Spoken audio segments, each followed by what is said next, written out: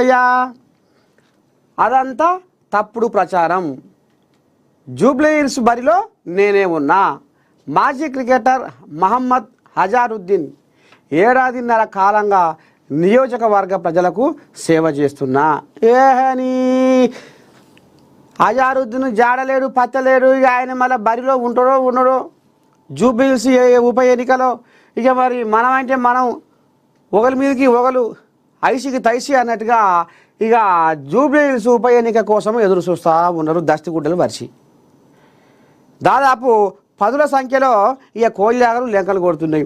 ఇక ఇలా కాంగ్రెస్ పార్టీలో కూడా ఇక మరి నమ్మకం తక్కువ ఎవరే ఉంది అజారుద్దీన్ అన్నట్టుగా జర గుసగుస బయటకు వస్తే అట్టట ఉంటుంది. నేను బరిలో ఉన్నా, ఏడాదిన్నర కాలంగా నేను సేవ చేస్తూనే ఉన్న జనాలకు. ఇక మీరు చూస్తుర్రా, కాకపోతే నేను ప్రచారం చేసుకోలే అని నిన్న ఇక ఇంటికాడ విలేకరుల మీటింగ్ పెట్టి ఇక అందరిని విలువనంపి నేనున్నా బరిలా, నేను బాగా జాగ్రత్త ఉన్నా, అయినా నేను కొద్దిపాటి ఓట్లతోనే ఓడిపోయినా. ఏదో ఇక నాకు అదృశ్యం కలిసిరాక కొద్ది గొప్పలనే ఓడిపోయినా కానీ ఈసారి నేను పక్కా అని ఇక మరి అజారుద్దీన్ కోలియాగా లెంకలు కొడుతుంది. జూబ్లీహిల్స్లో ఈసారి పోటీకి సిద్ధంగా ఉంది. నిరూపిస్తే రాజీనామా చేస్తా. కేబినెట్ ఆమోదం లేకుండా కట్టారన్నది నిజం కాదు. గత మంత్రివర్గంలోని 3 మంత్రులు ప్రస్తుతం సీఎం రేవంత్ పక్కనే ఉన్నారు. వారిని అడిగితే వాస్తవాలు తెలుస్తాయని ఎంపీ ఈటెల రాజేందర్ చురక. నిరూపిస్తే రాజీనామా చేస్తా. కేబినెట్ ఆమోదం లేకుండా కట్టారన్నది నిజం కాదు. ఇక నిన్న మొన్నటిదాకా ఈ బీజేపీ వాళ్ళు అసలు ఈ కమలంలో కూడా కాక పుడుతుందయ్యా. ఇప్పుడు ఈ కమలంలో కూడా ఈ కాళేశ్వరం కాక మోదం మోగుతుంది. ఎట్లా ఏంది ఏం కథ అంటే ఇప్పుడు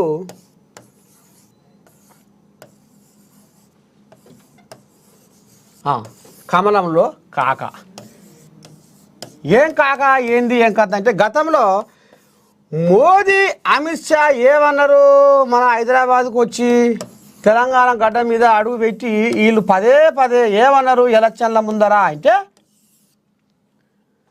కాళేశ్వరం అనేది కమిషన్ల కాళేశ్వరము, కాసులకు కక్కుర్తిబడి కట్టిన కాళేశ్వరము, కమిషన్లకు కక్కుర్తిబడి కట్టిన కాళేశ్వరము. ఈ కాళేశ్వరం పేరు మీద కోట్ల రూపాయలు దోపిడీ చేసుకున్నది కల్వకుంట్ల కుటుంబం అని వీళ్ళు మొరో మొత్తుకొని చెప్పారు. ఇక నిన్న మొన్నటి దాకా కూడా కేంద్ర మంత్రులుగా ఉన్న బండి సంజయ్ కిషన్ రెడ్డి బండి సంజయ్ కూడా ఈ కాళేశ్వరం మీద ఒంటి కాలుతో లేచిర్రు. ఎట్లా దోపిడీ జరిగింది, అవినీతి జరిగింది, ఇదంతా ఉత్తబుర్రే. కట్టిన 3 ఏళ్లకే మూలకు పడ్డది కాళేశ్వరం. మేడిగడ్డ మొత్తం బొందలగడ్డ అయింది, అన్నారం ఆగమైంది, సుందిళ్ళ మొత్తము చిటపట వ్యవహారం అయినట్టుగా అయిపోయింది. అసలు కాళేశ్వరం కూలేశ్వరం అన్నట్టుగా కూడా ఈ కోళ్ళ కూడా లెంకలు కొట్టినాయి. ఎవరు? కిషన్ రెడ్డి బండి సంజయ్. ఇక అప్పుడు మోదీ అమిత్ షా కూడా అదే పాట పాడిర్రు. ఇప్పుడు ఈటెల రాజేందర్ ఏమంటుండయ్యా, వీళ్ళంతా ఒకటే పార్టీగా. ఇప్పుడు ఈటెల రాజేందర్ ఏమంటుండు, క్యాబినెట్ ఆమోదంతో రామసక్కదనంగా అందరి అభిప్రాయాల మేరకే ఇలా కాళేశ్వరం కథ నడిచింది. ఇంట్లో అవినీతి జరగలేదు, ఏ తప్పు జరగలేదు, ఒకవేళ జరిగినా ఇంజనీర్లదే. ఇక నిన్న మొన్న జస్టిస్ పీసీ ఘోష్ కమిషన్కి విలువనంపితే ఏం చెప్పారు? ఒక రకంగా ఒకరు బదులుకున్నట్టుగా హరీష్ రావు అదే చెప్పిండు, అధికారులదే. ఏదన్నా ఉంటే జరిగితే మాత్రం అధికారులదే, మాదే ఉంది. ఈటెల రాజేందర్ ఏమన్నాడు, ఏదన్నా ఉంటే అధికారులదే, మాదే ఉంది. ఇక ఏదన్నా ఉంటే అధికారులదే, మాదే ఉంది అని పెద్ద మనిషి బాయికాడ వండుకుంటున్న కేసీరావయ్య కూడా కాడెత్తేసి అధికారుల మీదకి నూకిండు. ఇప్పుడు ఈ బదనామంతా అధికారుల మీదకి నూకిర్రు. మరి అధికారులు ఏం పాపం చేసిర్రు? అధికారులు అప్పట్లో పెత్తానంలో ఉన్నది మీరేనా, పగ్గాలు చేపట్టింది మీరేనా, అధికారం ఉన్నది మీకేనా? మరి మీరు చెప్పినట్టుగా అధికారులు చేయవలసిందే కదా. పెత్తానం మీదైనప్పుడు మీరు చెప్పినట్టుగా అధికారులు గంగెద్దు లేక తలకాయ ఊపవలసిందే కదా. చేయకపోతే వాళ్ళ కష్టం ఏమైనా మీరు ఉంచుకుంటారా? ఇదంతా లోకానికి ఎరికి. మరి ఇప్పుడు మోదీ అమిత్ షా ఆనాడు ఇది కాళేశ్వరము కమిషన్ల కాళేశ్వరం అని మోదీ అమిత్ షా అనే కేంద్ర మంత్రులు బండి సంజయ్ కిషన్ రెడ్డి కూడా అదే పాట పాడిది. ఇవాళ ఈటెల రాజేందర్ ఎందుకు ఈ రకంగా నాలుగే మళ్ళిస్తుండు అనేది చర్చ. ఇక ఆ మధ్యకాలంలో సోషల్ మీడియా కూడా కోడై కూసింది. ఎక్కడ షామీర్పేట ఫామ్ హౌస్లో ఈటెల రాజేందర్ హరీష్ రావు ఇద్దరు తమాష వనగూడి రామసక్కని ముచ్చట్లు పెట్టుకున్నారు. జస్టిస్ పీసీ ఘోష్ కమిషన్కు మరి మనం హాజరు కావాలన్నా ఎట్లా, ఏంది, ఏం కథ, ఏం మాట్లాడుకుందాము, ఏం చెప్పుకుందాము, ఎట్టట సంగతి, దాని వరుస ఎట్లా, ఆ ప్రశ్నలకు మనం ఏం సమాధానం చెప్పాలి, ఏం అడుగుతారు, మనం ఏం ఇప్పి చెప్పాలి, ఏది దాట వేయాలి, దేనికి సపడుగాండ ఉండాలి, దేనికి జవాబు చెప్పాలి అన్నట్టుగా ఇక మరి బదులుకున్నారు. ఈ బదులుకున్న ముచ్చట కూడా అండనే కేసీరావుకు ఈటెల రాజేందర్ కేసీరావు కూడా ఫోన్లలో మాట్లాడుకున్నారు అని ఇప్పుడు సోషల్ మీడియా కూడా ఇప్పటి వరకు కూడా కోడై కూస్తుంది. ఆ మధ్యకాలంలో ఎక్కువ కూసింది. ఇప్పుడు జర్ర ఆడాడ గుసగుస వినపడుతూనే ఉంది. ఇక ఈ రకంగా అయితే ఇప్పుడు కమలం పార్టీలో ఏంది ఈ కాక అధిష్టానం అట్లానుడేంది, తెలంగాణ బండి సంజయ్ కిషన్ రెడ్డి కేంద్ర మంత్రులుగా ఉండి వీళ్ళు ఇట్లానుడేంది, ఈ ఈటెల రాజేందర్ క్యాబినెట్ ఆమోదంతో కథ నడిచింది కాళేశ్వరం కథ అని ఇప్పుడు ఈయన అనుడేంది, అది రామసక్కదనంగా ప్రాజెక్టు కట్టిర్రు, ఆ కాళేశ్వరం ప్రాజెక్టు కట్టినాకనే నా కళ్ళల్లో ఆనందం వచ్చిందని మళ్ళీ ఈయన అనుడేంది, అది కమిషన్లా కాళేశ్వరం అయ్యాం వాళ్ళు అనుడేంది, వాళ్ళ పార్టీ వాళ్ళే సొంత పార్టీ వాళ్ళే కాళేశ్వరం ప్రాజెక్టు కడితే రైతుల కళ్ళల్లో ఆనందం పొంగి పొర్లింది, నాకు కూడా ఆనందం కలిగింది అనేది మరి ఇప్పుడు ఈటెల రాజేందర్ అనుడేంది, అసలు ఏం నడుస్తుంది, ఏంది, ఏం కథ అనేది జనాలకు ఎక్కడ వశపడలేదు. ఇక నిన్న కూడా మీ నర్సయ్య తాత ఇక పెద్ద మనిషి ఈటెల రాజేందర్ సికింద్రాబాదులో ప్రెస్ మీట్ పెట్టిండు. సికింద్రాబాద్లో ప్రెస్ మీట్ పెడితే ఇక నేను కూడా పోతే మరి ఎట్లా, ఏంది, ఏం కదా, ఎట్ట ఉంది పెద్ద మనిషి, మేడ్చల్ ఎట్ట ఉంది, మరి ఈ కాళేశ్వరం కథ ఏంది అని అడిగితే ఇక 2-3 సార్లు చెప్పుకొచ్చిండు. ఇక ఒకసారి మనం కూడా ఇందాం పెద్ద మనిషి ఏం మాట్లాడిండు, ఎట్ట సంగతి, ఏంది, ఏం కథ అనేది కూడా ఒకసారి మనం కూడా వినే ప్రయత్నం చేద్దాం. ఏది పిరాది ఎలా ఉంది,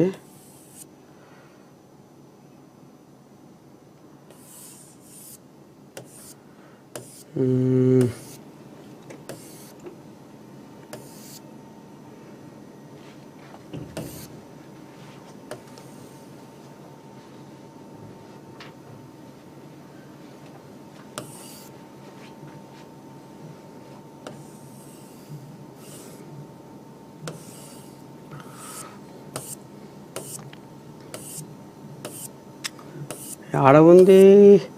ఒకసారి పెద్ద మనిషి మాట్లాడింది కూడా జర ఇంటే అయ్యో పానం జర కుదార్థం అవుతుంది కదా.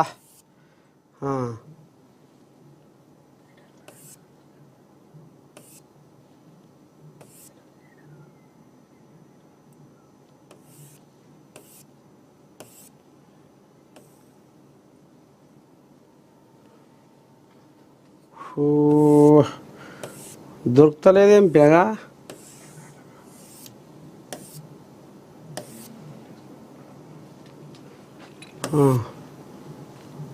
చూద్దాం దొరకబడదాం అది. ఎందుకంటే ఆయన మాట్లాడింది కూడా మనం కూడా జరిగించే బాగుంటుంది. ఈ కాళేశ్వరం కథ గురించి మరి ఏంది సారు, ఎట్టడి సంగతి, మరి మీ మోదీ అమిత్ షా వాళ్ళేమో గట్ల మాట్లాడివి, మరి నువ్వేమో రైతుల కళ్ళల్లో ఆనందం పొంగుతుంది కాళేశ్వరం కడితే నువ్వు అంటున్నావు, అసలు ఏంది కథ అని అంటే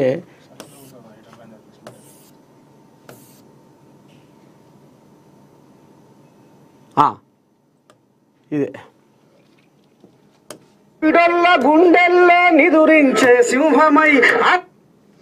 ఒక్కసారి ముందు పోదాం. 50 ఏళ్ళుగా ఈ అసైన్మెంట్ భూములు అయితే పేదలకు ఇచ్చిండ్రు ఆ భూములు గుంజుకొని ఇవాళ పెద్దలకు కట్టబెట్టే రియల్ ఎస్టేట్ బ్రోకర్ లాగా వ్యాపారం చేసుకునే ప్రయత్నం చేస్తున్నారు. దానికి వ్యతిరేకంగా హైడ్రా అనేటువంటి దర్జాపు చట్టం తెచ్చి బఫర్ జోన్ అని ఇది ఎఫ్టీఎల్ అని చెప్పి కట్టుకున్న ఇళ్ళే కళ్ళ ముందు కుల అయితే ప్రజానికానికి అందించిందో కళ్ళ ముందు కనపడతాం. ముఖ్యమంత్రి చేస్తాడు అనేది ఇక ఇది మొత్తం ఊరు కూడా మొత్తం మాగిపోయింది. కానీ మరి ఇప్పుడు పెద్ద మనిషి మరి వాళ్ళు ఈ కాళేశ్వరం కథ మీద ఏదో కథ జరిగింది, ఇది కమిషన్ల కకృతి, కమిషన్లకు ఆశపడి కాళేశ్వరం కట్టిన మోదీ అమిత్ షా అన్నాడట. ఇక మరి నిలవనేమో అంత మంచిగా జరిగింది, కాళేశ్వరం కట్టినాక నా కళ్ళల్లో ఆనందం పొంగిపోతుందని మీరు అన్నారట సారు. ఇక మరి ఎందుకంటే ఇది తేడా చేయరా? ప్రాజెక్టులు కట్టవలసిన బాధ్యత ఏ ప్రభుత్వానికైనా ఉంటుంది. ప్రాజెక్టుల కట్టడం అనేది ఒక నాగార్జున సాగర్ నెహ్రూ కాలంలో కట్టబడ్డది, ఒక పోచంపాడు ప్రాజెక్ట్ కట్టబడ్డది, ఇవాళ ఎల్లంపల్లి ప్రాజెక్ట్ కట్టబడ్డది, ఇలా అనేక ప్రాజెక్టులు కట్టబడ్డాయి. రాజశేఖర గారి పీరియడ్లో కూడా జలయజ్ఞం పేరిట అనేక ప్రాజెక్టులు కట్టడం మొదలైంది. కేసీఆర్ గారి పేరిట కూడా కట్టబడ్డాయి. కానీ ప్రాజెక్టు కట్టడం వ్యతిరేకం కాదు, కానీ ప్రాజెక్టులలో కడుతున్నప్పుడు అక్రమాలు జరిగితే మాత్రం దాన్ని సహించేది అనేది భారతీయ జనతా పార్టీ ఫిలాసఫీ. ఇప్పుడు ప్రాజెక్టులో అక్రమాలు జరిగినాయి అనే కథ, అక్రమాలు జరిగినాయి అని వాళ్ళే అంటుండ్రి, అన్నదా అనలేదా? అక్రమాలు జరిగినాయి, అవినీతి జరిగింది, లక్షల కోట్ల దోపిడీ అయిందని సొంత పార్టీ వాళ్ళే అటు అమిత్ షా మోదీ అనిది, కిషన్ రెడ్డి బండి సంజయ్ కూడా అనిది. ఇక వాళ్ళ మాటలు అయితే లెక్కే లేదు, ఎన్నోసార్లు అనిది. ఇక ఇప్పుడు ఈయన రాజేందర్ మొన్న షామీర్పేటల ఇక మరి హరీష్ రావు ఈయన కలుసుకున్న కాడికి వెళ్ళి కథ అంతా ఉల్టా తిరిగింది అనేది సోషల్ మీడియా అనుకొస్తున్న ముచ్చట్లు. ఇగో గిది కథ, ఇంకో గీ కథ నడుస్తుందిలా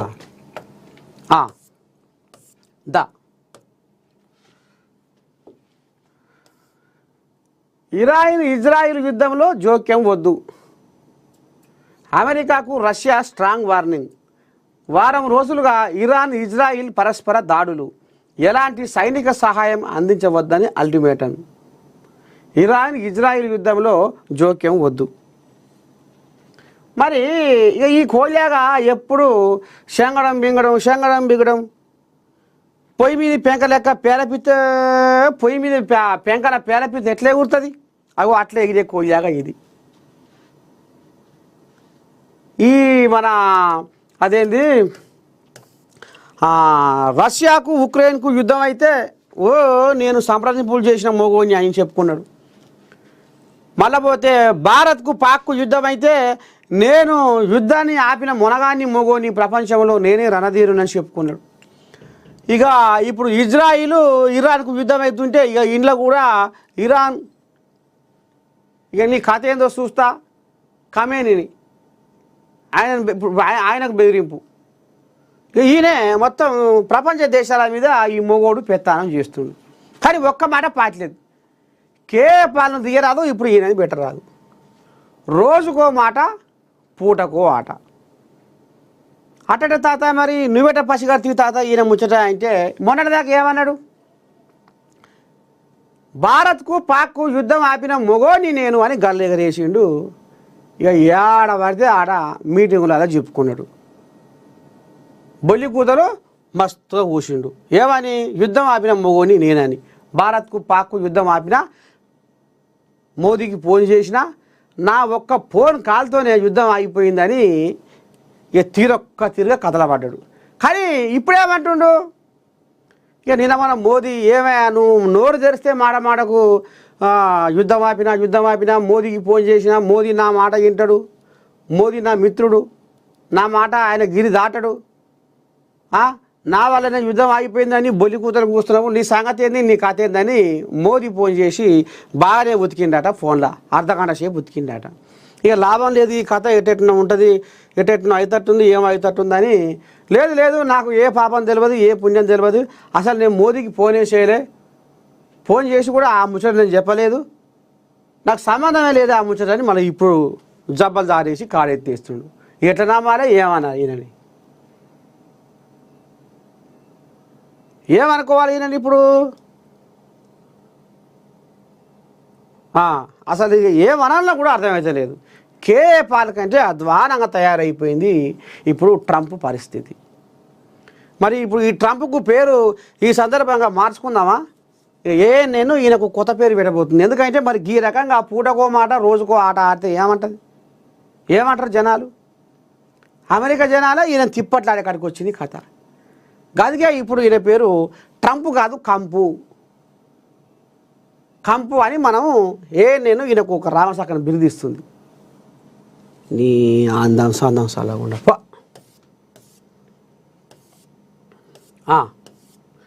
రైతు భరోసాకు ఇంటింటా జేజేలు, 5 ఎకరాల వరకు నిధుల జమ, 1189 కోట్లు జమ చేసిన ప్రభుత్వం, సాగు యోగ్యమైన భూములన్నింటికీ రైతు భరోసా, మంత్రి తుమ్మల నాగేశ్వరరావు వెల్లడి.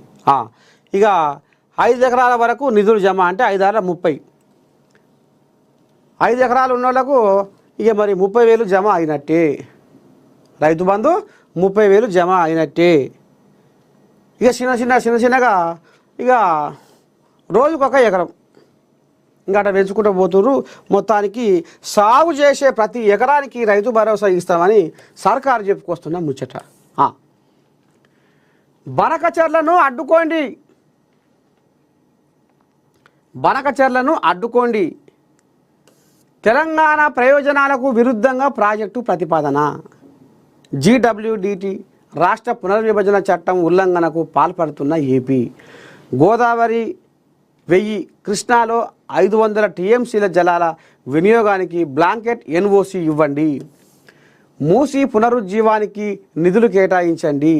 ఇచ్చంపల్లి నాగార్జున సాగర్ అనుసంధానంపై చర్చకు సిద్ధం. జలశక్తి మంత్రి CR పాటిల్కు ముఖ్యమంత్రి రేవంత్ రెడ్డి, రాష్ట్ర మంత్రి ఉత్తమ్ వినతి. రాష్ట్ర ప్రయోజనాల విషయంలో ఎట్టి పరిస్థితుల్లోనూ రాజీ పడబోమని స్పష్టీకరణ. ఇక ఇప్పుడు బనకచెర్ల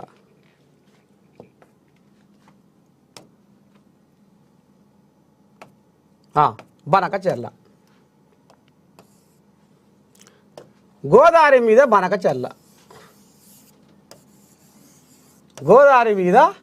బనకచెర్ల. ఇక మాకు రాయలసీమలో దరిద్రం కొట్లాడుతుంది. రాయలసీమను రతనాలసీమ చేస్తా అని గతంలో కేసీరావే అన్నాడు. రాయలసీమను రతనాలసీమ చేస్తా అని గతంలో కేసీరావు అన్నాడు. మాకు నీళ్ళు ఇస్తా అన్నాడు.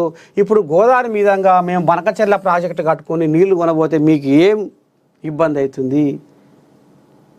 ఎందుకు మీరు అడ్డుకుంటుర్రు? అటట ఉంటుంది. భలే సక్కమైనవనివే, భలే సుఖమైనవనివే నువ్వు. ఇక మరి ఈడంగా పొగ పెట్టి నీళ్ళు ఈడంగా నువ్వు తీసుకొని పోయి రాయలసీమ నువ్వు రతనాలసీమ చేసుకుంటే మరి మా తెలంగాణ జనాలు ఏం కావాలి? మా తెలంగాణ రైతులు ఏం కావాలి? దోస్తానం మర్యాదే పేకాటే. నువ్వు కాకపోతే చుట్టం చూపుగా ఇంటికి రా, నీకు మర్యాద చేస్తా, కడుపు నిండా బోబెట్టి తోలుతా. కానీ గిదే వేషం మా తెలంగాణ జనాల పుట్టగొట్టే వేషమని ఇక రేవంత్ రెడ్డి నిన్న మొన్న సచివాలయంలో అన్ని పార్టీల ఎంపీలను విలువనంపి కూడా మీటింగ్ పెట్టిండు అనేది కూడా మనం అందరికీ ఎరికే, మనం కూడా చెప్పుకున్నాం. ఇప్పుడు ఇక ఢిల్లీకి పోయిర్రు. ఎవరు? రేవంత్ రెడ్డి, ఉత్తమ్ కుమార్ రెడ్డి. ఢిల్లీకి పోయి ఇక ఢిల్లీలో కూడా నీళ్ళ శాఖ మంత్రి కలిసిర్రు. ఎవరు ఆయన? CR పాటిల్. ఏంది సారు, గోదావరి మీద మరి బనకచెర్ల ప్రాజెక్టు కట్టి నీళ్ళు మరపకపోతే మా తెలంగాణ పరిస్థితి ఏంది? రేపు మా రైతన్నల పరిస్థితి ఏంది? జనాలు గోడున ఇక ఏం లేదు, వాళ్ళు ఇక వాళ్ళ ఉసురే చాలు. మరి ఈ పాపం నేనేట మూట కట్టుకుంటా? ఇవ్వద్దు కదా. మీరు కనుక పుసుక్కునా చంద్రబాబు నాయుడు మా కుడి భుజం అని చంద్రబాబు నాయుడు చెప్పిన మాటకు మీరు మరి కట్టుబడి పుసుక్కున్న అనుమతికి ఇట్లా ఇస్తే మాత్రము బాగుండదు. ఒకవేళ మీరు ఇవ్వాలని ఆలోచన చేస్తే మాత్రము అంత కాడికి వస్తే మాత్రం మేము ఊకుంటున్నాం కాదు, మేము సుప్రీంకోర్టుకైనా పోతాము అని ఇక ఇప్పుడు వీళ్ళు రేవంతమయ్య ఉత్తమ్ కుమార్ అయ్య ఈ రకంగా కేంద్ర నీళ్ళ శాఖ మంత్రి సిఆర్ పాటిల్కు మొరయ్యారట. ఇక ఈ కథ ఇట్లా ఉంటే అయ్యో మనము పక్కపక్కల వాళ్ళం, మనం అన్నదమ్ములలో కలిసి ఉందాం, మనకు పంచాదులు వద్దు. గతంలో నేను ఉమ్మడి ఆంధ్రప్రదేశ్ ముఖ్యమంత్రిగా ఉన్నప్పుడు దేవాదుల ప్రాజెక్టుకు నేనే శంకుమండ నాటి, నేనే కొబ్బరికాయ కొడితి, కల్వకుర్తి ప్రాజెక్టుకు నేనే కొబ్బరికాయ కొడితి, హైదరాబాదులో హైటెక్ సిటీని తీసుకొస్తే నా కన్ను లేనిదే హైదరాబాదు ఇవాళ కళ్ళ సంబూరంగా ఉన్నదా? ఇవాళ తెలంగాణకు ఇవాళ హైదరాబాద్కి వెళ్ళి అంత ఆదాయం వస్తుందంటే దానికి కూడా నేను ముఖ్య కారకునే. మనకు పంచాయతీ వద్దు, కొట్లాటలు వద్దు, ఏదన్నా ఉంటే నిమ్మలంగా అన్నదమ్ముల పంచాయతీ లేక మనం తశ్వ చేసుకుందాం. కానీ మీరు అనవసరంగా దీనికి అడ్డు రాకుర్రి, మా రాయలసీమ రతనాల సీమ అయితందుకు మీరు అడ్డుపడకుర్రి అని ఇక ఓ దిక్కు నారచంద్రయ్య కంకణం కట్టుకొని తిరుగుతుండట. ఇక ఆయన చెప్పుకొస్తా ఉండు మైకుల ముందర టీవీలల్లో.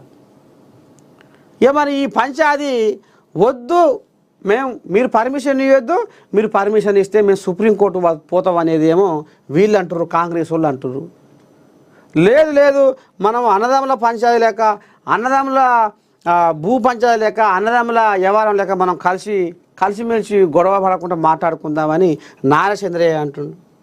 ఇక మరి ఇది ఎట్టవుతుంది, ఏం కథ అనేది మరి ముందు చూద్దాం. ఇక ఇంట్లోనే ఇంకో గుసగుస ఏందయ్యా అంటే, ఆనాడే రోజమ్మ రొయ్యల పులుసుకు కేసీరావయ్య అలవాటయ్యి, రోజమ్మ రొయ్యల పులుసుకు కేసీరావయ్య అలవాటయ్యి ఆనాడే ఈ కథ అంతా రాసుకొని పూసుకున్నారు అనేది కథ నడుస్తుంది. జగన్కు మాట ఇచ్చిండు, ఆనాడు కథే నడిచింది, ఆనాడు వ్యవహారమే నడిచింది అనేమో వాళ్ళు అంటారు. అసలు ఇక మరి ఈ కథ ఎట్లయితుందో ఏమవుతుందో కానీ మొత్తం మీద బనకచెర్ల ఇప్పుడు చర్చ అయిపోయింది ఇప్పుడు ఏపీలో, తెలంగాణలో. చూద్దాం మరి రేపు దీని మీద మరి కేంద్ర ప్రభుత్వం ఎట్లా స్పందిస్తుంది, ఏ రకంగా మరి ఈ తెలంగాణకు న్యాయం చేస్తుంది, అటు ఆ ఏపీకి న్యాయం చేస్తుందో ముందు చూద్దాం. రాహుల్ గాంధీని ప్రధాని చేయడమే ధ్యేయం. Congress party Adilabad assembly incharge Kandi Srinivasa Reddy ఘనంగా రాహుల్ గాంధీ జన్మదినోత్సవం.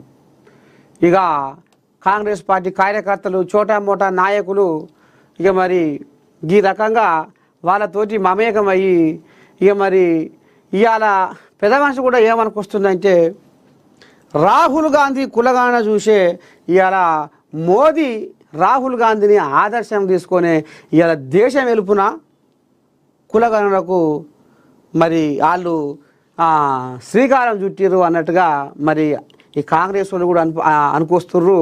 ఇక మరి రాహుల్ గాంధీ పుట్టినరోజు పండుగను కొండంత పండుగ లెక్క కేక్ కట్ చేసి అభిమానులు చోటామోటా నాయకుల మధ్యన సందడిగా రాహుల్ గాంధీ ఇక మరి పుట్టినరోజు పండుగ బ్రహ్మాండంగా చేసిండు ఆదిలాబాదు అసెంబ్లీ ఇన్ఛార్జి కంది శ్రీనివాసరెడ్డి.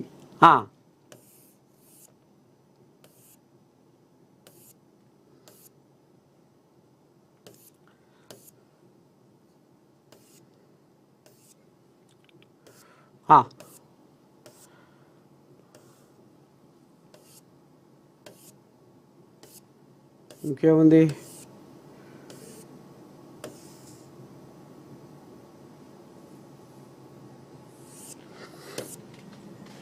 చలో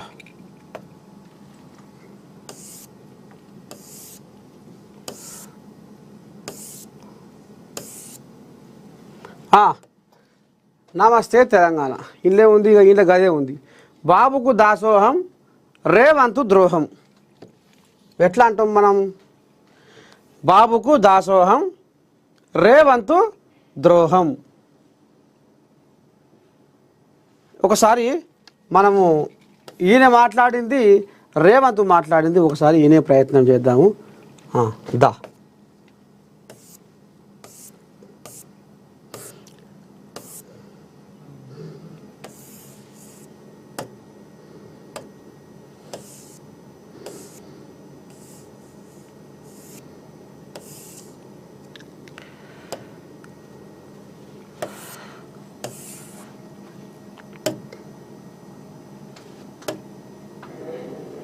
రేవంత్ రెడ్డి గారు బనకచెర్లకు గ్రీన్ సిగ్నల్ ఇచ్చిండు. ప్లీజ్ అండర్స్టాండ్, అది చాలా ఇంపార్టెంట్ ఇష్యూ. నిన్న రేవంత్ రెడ్డి గారు మాట్లాడుతూ ఏమంటాడు, గోదావరిలో ఒక 1000 టీఎంసీలు ఇచ్చేయింది, కృష్ణాలో ఒక 500 టీఎంసీలు మాకు ఇచ్చి నువ్వు ఎంతనా తీసుకపో, ఎన్నైనా కట్టుకో, ఏమన్నా చేసుకో అంటాడు. నీ అయ్యసోమ్మ, నువ్వెవడు చెప్పడానికి? నువ్వేమైనా రాచరిక పాలన ఉన్నావా? నువ్వేమైనా రాజువా? This is democracy, this is the state of Telangana, there is a constitution. Who are you tell like that? నువ్వు 1000 ఇష్టం వాడుకో, 500 కృష్ణాలు ఇచ్చి నీకు నువ్వు ఏమైనా చేసుకో. నీకు జ్ఞానం లేకపోతే నీ యొక్క మూర్ఖత్వం వల్ల ఈ రాష్ట్రం నష్టపోయే ప్రమాదం ఉంది మిస్టర్ రేవంత్ రెడ్డి. తెలియకపోతే తెలుసుకొని మాట్లాడు. ఇక ఈయన కథ ఇట్లా ఉంది కదా.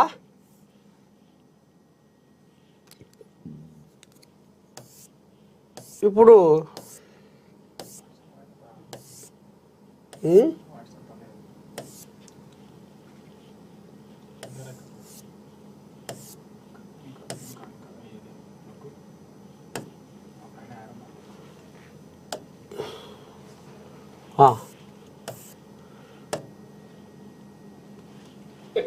చంద్రబాబు నాయుడు గారికి నేను సూచన చేస్తున్నా. పెద్ద మనిషి ఏమన్నాడో ఈయనూరి ముఖ్యమంత్రి కేంద్రంలో మీకు పలుకుబడి ఉండొచ్చు, మోడీ గారు మీరు ఏం చెప్తారు వినొచ్చు. అంత మాత్రాన మీ ప్రాజెక్టులకు అన్ని అనుమతులు వస్తాయని మీరు అనుకుంటారు భ్రమ. అట్లాంటి వాటికి అవకాశం లేదు. తెలంగాణ రాష్ట్ర ప్రజలకు ప్రయోజనాలు కాపాడుకోవడానికి అవసరమైన ప్రణాళిక, వ్యూహరచన స్పష్టంగా ఉన్నది. మేము ఈరోజు వివిధ రాజ్యాంగబద్ధమైన సంస్థలకు మేము ఫిర్యాదులు చేస్తున్నాము. రాజ్యాంగబద్ధమైన సంస్థలు మా హక్కులను కాపాడడానికి, మా హక్కులను మాకు అందించడానికి ముందుకు వస్తే సరే సరే, లేకపోతే న్యాయస్థానానికి వెళ్తాం. అక్కడ కూడా జరగకపోతే ప్రజల దగ్గర పోతాము. అంతిమ నిర్ణేతలు ప్రజల దగ్గర కూడా వెళ్తాము. ఇక చూడు, ఇక మరి ఇప్పుడు ఎవరిని అందాంలా మేము కేంద్రంలో మాకు న్యాయం జరగకపోతే, కేంద్రంలో మాకు బనకచెర్లను నారచంద్రయ్య గుంజుకొని పోతా, ప్రాజెక్టు కట్టుకొని నీళ్లు మరపకపోతా అంటే మాత్రం మేము ఊకునే ప్రసక్తే లేదు అని ఇక మరి రేవంత్ అయ్య నీళ్ళ శాఖ మంత్రి కూడా కలిసి కుండబద్దరు గురించి చెప్పిండు. ఎట్టి పరిస్థితిలో నీళ్లు మరపకపోతామంటే మాత్రం మేము కోర్టుకు కూడా పోతాం, సుప్రీంకోర్టుకు కూడా పోతాం, అవసరమైతే జనాల కాడికి కూడా పోతాం. ఈ జనాలే దీన్ని తీరుస్తారు. తెలంగాణ జనాలే మా అతం ఇక గుమ్మా చాకాయ గుంపు కూడి అప్పుడు కథ ఏందో బయటపడుతుంది అని ఇప్పుడు ఈయన అంటుండు. ఇప్పుడు సోషల్ మీడియా ఏమంటుంది, ఇప్పుడు హరీష్ రావు కూడా ఏమంటో మీరు విన్నారు. సోషల్ మీడియా ఏమంటుందో ఎరికేనా? గతంలో రొయ్యల పులుసుకు అలవాటు అయ్యి ఆనాడే ఆయనే ఇటు జగన్ తోటి అంత కాగితాల కత్పరు కూడా వ్యవహారం నడిచింది. కేసీరావయ్య ఒక ఉద్దారకం చేసిండు, రొయ్యల పులుసుకు అలవాటు అయ్యి ఇంకేముంది అన్న కాడికి మళ్ళీ ఇప్పుడు సోషల్ మీడియా కూడైకి వస్తుంది. 3-4 రకాలుగా ఈ బనకచెర్ల వ్యవహారం తిరుగుతా ఉందిలా. దా జ్యోతి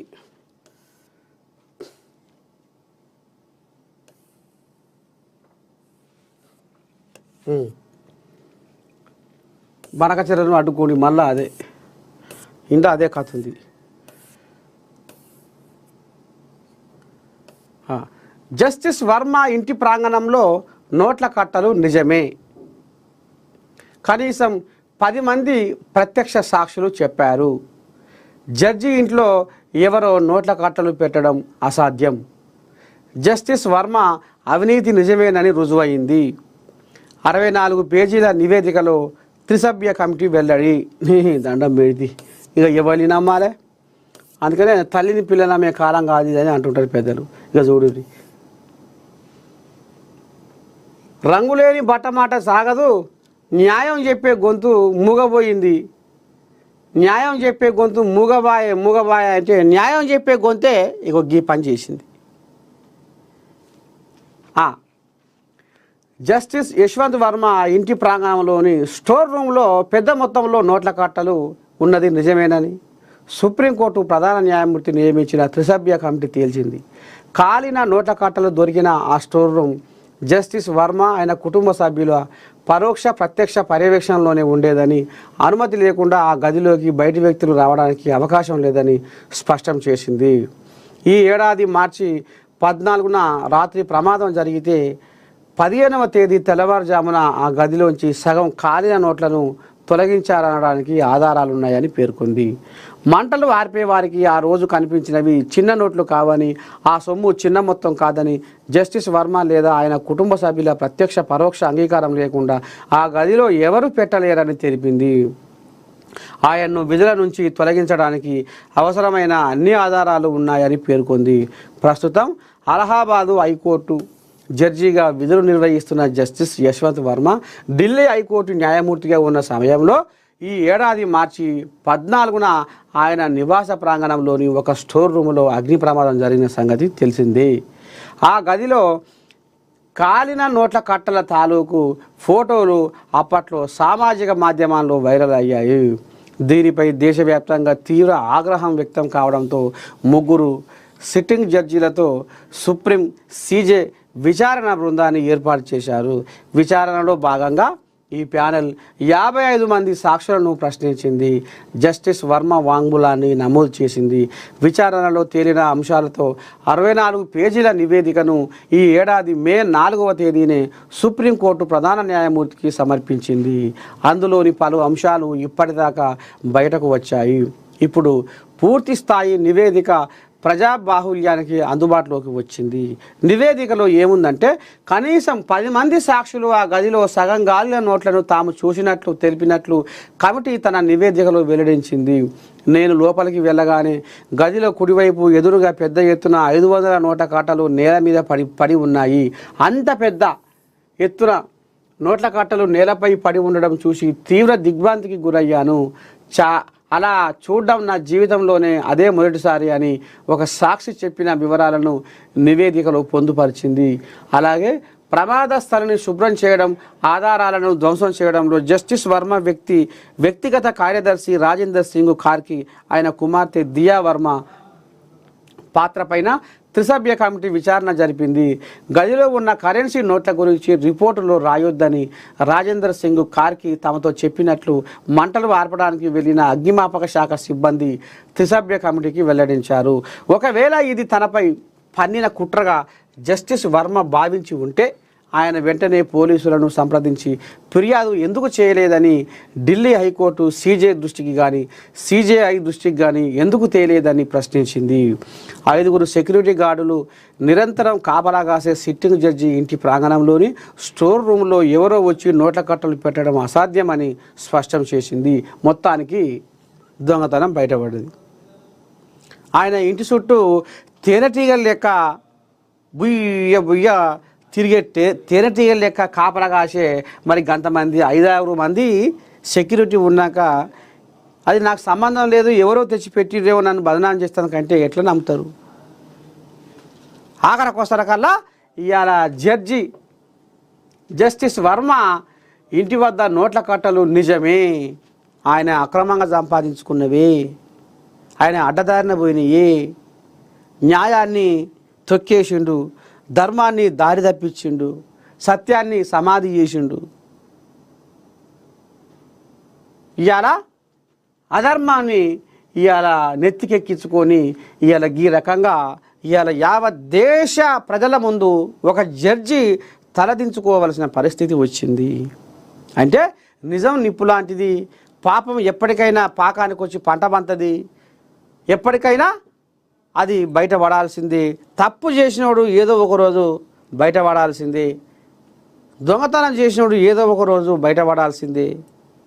కర్మ ఎవరిని వదిలిపెట్టదు అన్నట్టు కర్మ ఎవరిని కూడా వదిలిపెట్టదు. మనం చేసుకున్న కర్మ మనం ఎప్పటికైనా అది మనల్ని నీడలాగా మనం వెంటాడుతుంది. ఏదో ఒకరోజు ఈ సభ్య సమాజం ముందు మనల్ని తలవంచుకునేలా చేస్తుంది. ఇది కథ. మొత్తానికి అయిపోయింది, ఈయన పైన అయిపోయింది. మా పిల్లలు ప్రైవేట్ స్కూల్కి రారు. స్కూల్ బస్సులను అడ్డుకున్న సూర్యాపేట జిల్లా ఏపూరు గ్రామస్తులు తమ ఊళ్ళోకి మళ్ళీ రావద్దని హెచ్చరించి వెనక్కి పంపిన వైనం. ప్రభుత్వ పాఠశాలల్లో ఉచితంగా విద్య అందిస్తుంటే ప్రైవేటు పాఠశాలలు వేలల్లో ఫీజులు వసూలు చేస్తూ సామాన్యులను ఇబ్బందికి గురి చేస్తున్నాయంటూ కొందరు తల్లిదండ్రులు ఆందోళనకు దిగారు. పాఠశాలలకు పిల్లలను తీసుకెళ్లేందుకు తమ ఊళ్ళోకి వచ్చిన ప్రైవేటు పాఠశాలల బస్సులను అడ్డగించారు. ఇక కనుక ఏదో అనుకున్నాము ఏమో చేసుకున్నాం కానీ అక్కడికి వస్తే కదా మా పిల్లలు సర్కారు బల్లె చదువుకోవాలి, సర్కారు బల్లె చదువుకుంటేనే వాళ్ళ జీవితము చక్కబడుతుందని ఈనాటికైనా బుద్ధి వచ్చిందిలా తల్లిదండ్రులకు. ఇప్పటికైనా తల్లిదండ్రులకు బుద్ధి వచ్చింది. ఇక మరి ఆ పరీక్ష అని ఈ పరీక్ష అని పెద్ద పెద్ద చదువులు చదివి సర్కారు కొలువు సంపాదించుకున్న పంతుళ్ళు పక్కకు పెట్టి ఈడంగా ఆడంగా రింగన పురుగోలే సందులు బొందులు తిరిగి ఆడంగా ఈడంగా పనిపాడలేక ప్రైవేటు స్కూళ్ళల్లో షరీకైన చదువు బాగుంటుందని అమ్మ సర్కారు బడి అని అది ఓరసూపు చూసి ప్రైవేటు స్కూల్లో అనగానే సంకలు గుద్దుకొని పిల్లల్ని తీసుకుపోయి అలా దోలి వేలకు వేలు ఫీజులు కట్టి జేబులు ఖాళీ చేసుకొని సంసారాలు లూటు చేసుకొని ఆఖరికి వస్తారకల్లా ఇప్పుడు ఏమైంది కథ? మళ్ళా సర్కారు బడి దిక్కే జనాలు మళ్ళీరు, గాలి మళ్ళింది. ఇక ఇప్పుడు ప్రైవేటు స్కూల్ అంటే జనాలకు ఇసుకు పుట్టిందట. ఇంట్లో ముఖ్యంగా ఏందయ్యా అంటే ఫీజులు, మోత కొద్ది ఫీజులు, తే కట్టు కట్టు. ఇక అర్థమైంది ఈ చదువు పాడైపోను, ఈ చదువు చల్లగుండా, ఇదేం బడి, ఇదేం కథ. ఈ ప్రైవేటు స్కూళ్ళకు దండం పెట్టాలో నీళ్ళార పోసి ఒక కర్రకొని కోసి దండం పెట్టి పక్కకు జరగాలరో అనే కాడికి వచ్చింది కథ. ఇప్పుడు అందుకనే ఇగో ఈడనాట సూర్యాపేటల నాట మా పిల్లలు ప్రైవేటు స్కూల్కి రారు అని ఇక వాళ్ళు ఏం చేసిర్రు. ఇక మరి వాళ్ళు చెప్తారు కదా, పై అధికారి చెప్తారు కదా, వాళ్ళకు హెడ్ ఉంటారు కదా హెడ్. ఇక డ్రైవరు ఇద్దరు ముగ్గురు పంతులు ఊరి అడుగు పెట్టారు బస్సు తీసుకొని. లేదు లేదు లేదు లేదు మా ఊరికి మీ బస్సే రావద్దు, మా పిల్లలు మొత్తం సర్కారు బళ్ళకే పోతారు అని ఇక ఈ రకంగా ఊరోళ్ళంతా ఏకమయ్యారట. పిల్లలను ప్రైవేటు పాఠశాలకు పంపమని గ్రామంలో మళ్ళీ కనపడకూడదని హెచ్చరించి మరీ ఆ బస్సులను వెనక్కి పంపారు. ఆపై మా పిల్లలకు మీరే చదువు చెప్పాలంటూ ప్రభుత్వ పాఠశాల ఉపాధ్యాయులను కోరారు. సూర్యాపేట జిల్లా ఆత్మకూరు ఎస్ మండలం ఏపూరు గ్రామంలో గురువారం ఉదయం ఈ ఘటన జరిగింది. 3500 మంది జనాభా ఉన్న ఏపూరులో ప్రాథమికోన్నత జిల్లా పరిషత్ పాఠశాలలు ఉన్నాయి. ఈ 2 పాఠశాలల్లో 200 మంది దాకా విద్యార్థులు ఉన్నారు. గ్రామానికి చెందిన మరో 200 మంది సూర్యాపేటలోని పలు ప్రైవేటు పాఠశాలల్లో చదువుకుంటున్నారు. వీరిని తీసుకెళ్లేందుకు ఆయా పాఠశాలకు చెందిన 6 స్కూల్ బస్సులు నిత్యం గ్రామానికి వచ్చి వెళుతుంటాయి. అయితే గురువారం ఉదయం 7:30 గంటలకు వచ్చిన 2 స్కూల్ బస్సులను విద్యార్థులు, తల్లిదండ్రులు, గ్రామస్తులు కొందరు అడ్డగించారు. తమ గ్రామం నుంచి విద్యార్థులను తీసుకెళ్లవద్దని వారిస్తుండగానే ఆ 2 బస్సులు వారిని దాటుకొని వెళ్ళిపోయాయి. కాసేపటికి మరో 4 బస్సులు రాగా గ్రామ ప్రజలు వాటిని అడ్డగించి అక్కడే నిలిపివేశారు. ప్రైవేటు పాఠశాలలకు చెందిన బస్సులు ఇకపై తమ గ్రామానికి రావద్దని హెచ్చరించారు. దీంతో బస్సుల్లోని విద్యార్థుల్లో కొందరు ఇంటికి వెళ్ళిపోగా మరికొందరు తల్లిదండ్రుల సాయంతో ప్రైవేటు పాఠశాలకు వెళ్ళిపోయారు. అంటే గ్రామస్తులు మాట్లాడుతూ ప్రభుత్వ బడుల్లో ఉచితంగా విద్యను అందిస్తున్న మాయమాటలు చెప్పి ప్రైవేటు పాఠశాలలు వేలల్లో ఫీజులు వసూలు చేస్తూ సామాన్యులను ఇబ్బందులకు గురి చేస్తున్నారని ధ్వజమెత్తారు. ఈ ఆందోళన కొనసాగుతుండగా గ్రామానికి చేరుకున్న ప్రభుత్వ ఉపాధ్యాయులను స్థానికులు ఘటనా స్థలికి పిలిపించారు. తమ పిల్లలకు ప్రభుత్వ పాఠశాలల్లోనే చదువు చెప్పాలని ఆ ఉపాధ్యాయులను కోరారు. ఈ క్రమంలో ఏపూరు ప్రభుత్వ ఉన్నత పాఠశాల ప్రధానోపాధ్యాయుడు బాసిత్, ఇతర ఉపాధ్యాయులు ప్రైవేటు పాఠశాలల్లో చదువుతున్న విద్యార్థుల ఇళ్లకు స్వయంగా వెళ్లారు. పిల్లలని ప్రభుత్వ పాఠశాలల్లో చేర్పించాలని తల్లిదండ్రులను కోరారు. ఇక గిరి కథ మొత్తానికి ఇక ఒకప్పుడు ప్రైవేటు అని గాలి అటు మళ్ళింది. ఇక ఇప్పుడు అది పోయింది. ఇప్పుడు సర్కారు బడి అని కలవరించే కాడికి వచ్చింది కథ. ఇక నాకు తెలిసి ఇక ప్రైవేటు స్కూళ్ళ పని పండు అన్నట్టే అనిపిస్తుంది. ఎందుకంటే ఇక విచ్చలవిడిగా అడ్డగోలుగా ఫీజులు కూడా వసూలు, దానికి ఒక అదుపు లేకుండా, ఒక పద్ధతి పాడు లేకుండా అడ్డగోలుగా ఫీజులు వసూలు చేస్తున్నారు అనేది కూడా మరి సరే అందరు కాకపోయినా కొందరు అయితే పక్కా చేస్తున్నారట. ఇక ఇప్పుడు తల్లిదండ్రులు ఇక ఊర్ల పోయిన జనాలు కూడా జర సోయికి వచ్చిర్రు, లాభం లేదు. ఇక మరి సర్కారు బడులనే చదువు సకదానంగా చెప్తుర్రు, ఉత్త పుణ్యానికి చదువు చెప్పే ఇది వదులుకొని సర్కారు పుస్తకాలు ఇస్తుంది, బట్టలు ఇస్తుంది, బువ్వ పెడుతుంది, ఇన్ని సౌకర్యాలు కల్పించినాక మనం ఎందుకు బలిషా ఈ ప్రైవేట్ స్కూల్లో తోలేదు అన్నట్టుగా జర్రంత తల్లిదండ్రులు ఆలోచనలు మునిగి తేలి ఇప్పుడు సర్కారు బడుల దిక్కు వాళ్ళ మనసు మళ్ళిందనేది ఇప్పుడు అక్కడక్కడ వినపడుతున్న ముచ్చట్లు. ఇంకేమున్నాయి ఐవన వార్తలు?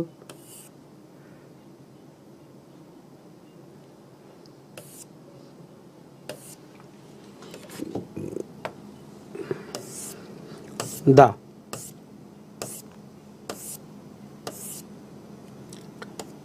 సాక్షి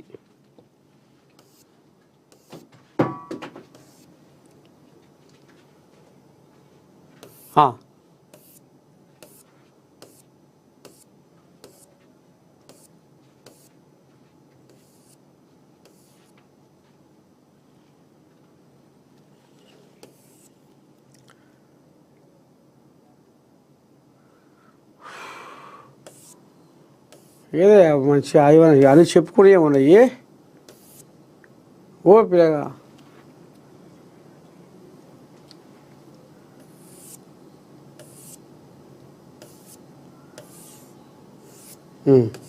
ఇక్కడ ఈటల ఏమో అంటుండు, ఈటల చూద్దాం. ఈటల ఏమో అంటుండు.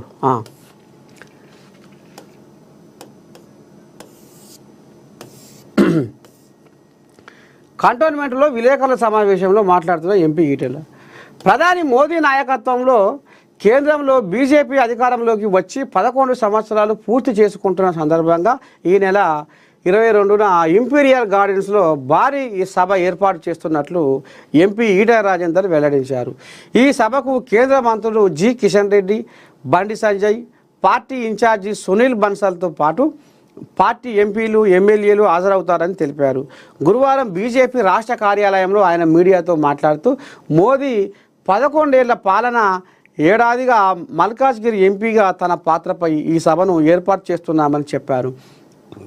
అనంతరం ఆయన ఇంపీరియల్ గార్డెన్స్లో నిర్వహించిన విలేకరుల సమావేశంలో మాట్లాడుతూ కాళేశ్వరం వంటి పెద్ద ప్రాజెక్టుకు కేబినెట్ ఆమోదం లేకుండా ఉంటుందా అని ప్రశ్నించారు.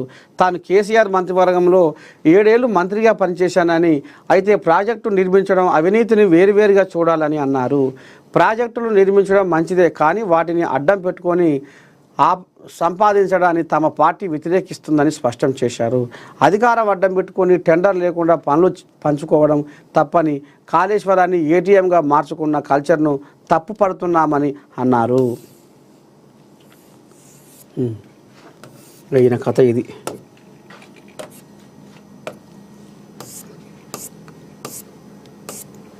ఈనాడు చూద్దాం. ఈనాడు ఏముంది కథ?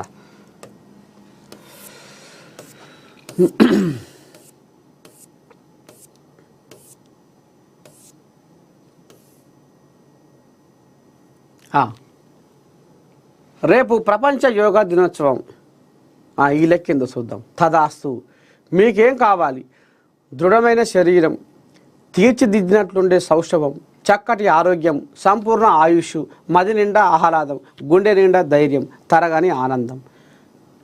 మరి ఇవన్నీ దొరికేది ఎక్కడా?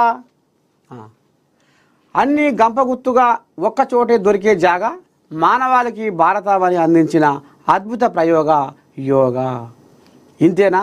పరంపరగా మనకు సంక్రమించిన యోగా సంపద మీరు కోరిన అన్నింటినీ సొంతం చేయడమే కాదు, విశ్వశక్తుల్లోంచి రూపాన్ని, ప్రాణాన్ని పొందే మనిషి ఆరోగ్యంగా, ఆనందంగా, ఆదర్శంగా, అద్భుతంగా జీవించడం ఎలాగో వివరిస్తుంది.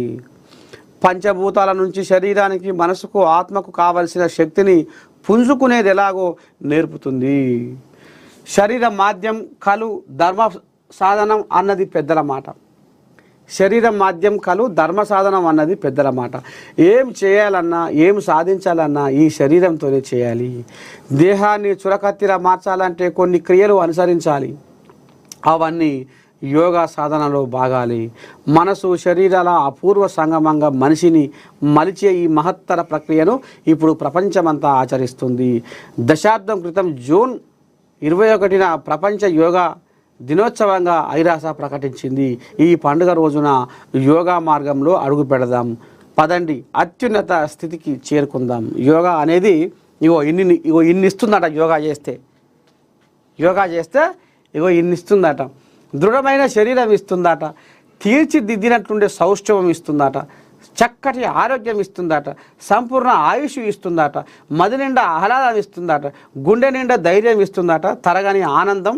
మరి ఇవన్నీ దొరికేది ఎక్కడ అంటే యోగాలో దొరుకుతాయి అనేది చెప్పుకొస్తుంది ఈనాడు.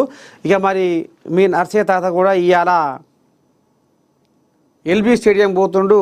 ఆడ బ్రహ్మాండంగా యోగా పండుగ చేసుకుంటుర్రు. ఇక ఈ యోగా వల్ల ఇంకా మనకు కలిగే లాభాలేంది, ఈ యోగాతోటి మనకు మరి జరిగే ఇంకా అసలు ఇంకేం మనకు ప్రయోజనాలు, యోగా వల్ల మానవ జీవితానికి మానవ శరీరానికి యోగా వల్ల ఇంకేం ప్రయోజనాలు ఏంది ఏం కథ అనేది కూడా నేను కుద్దు మొదలగు మళ్ళీ పట్టుకొని వస్తా. ఇక మరి ఇంతటితోటి మన మార్నింగ్ న్యూస్ విత్ నర్సయ్య తాత కార్యక్రమానికి